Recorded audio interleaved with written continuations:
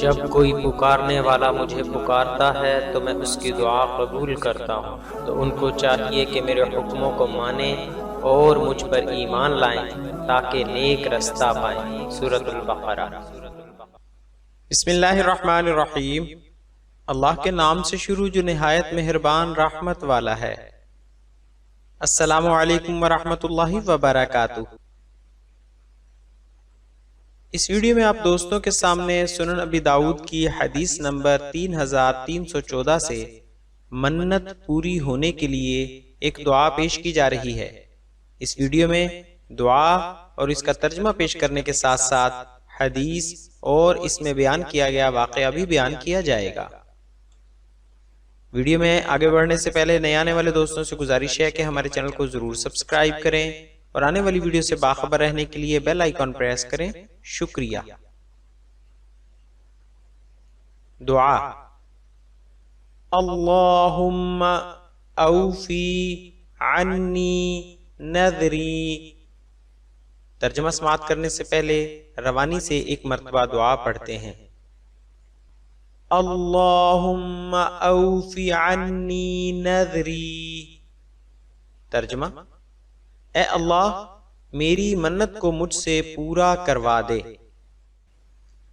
سنن ابی داؤد حدیث نمبر 3314۔ اب آئیے حدیث اور اس میں بیان کیا گیا واقعہ آپ کے سامنے پیش کیا جاتا ہے۔ حضرت میمونہ بنت کردم کہتی ہیں کہ میں اپنے والد کے ساتھ حجۃ الوداع میں نکلی تو میں نے رسول اللہ صلی اللہ علیہ وآلہ وسلم کو دیکھا اور لوگوں کو کہتے ہوئے سنا کہ یہ رسول اللہ صلی اللہ علیہ وآلہ وسلم ہیں۔ میں نے آپ پر اپنی نظریں گاڑ دیں۔ میرے والد آپ صلی اللہ علیہ وآلہ وسلم سے قریب ہوئے۔ آپ اپنی ایک اونٹنی پر سوار تھے۔ آپ صلی اللہ علیہ وآلہ وسلم کے پاس معلمین مکتب کے درہ کی طرح ایک درہ تھا۔ میں نے بدویوں اور لوگوں کو کہتے ہوئے سنا، شن شن، درے کی آواز جو تیزی سے مارتے اور گھماتے وقت نکلتی ہے۔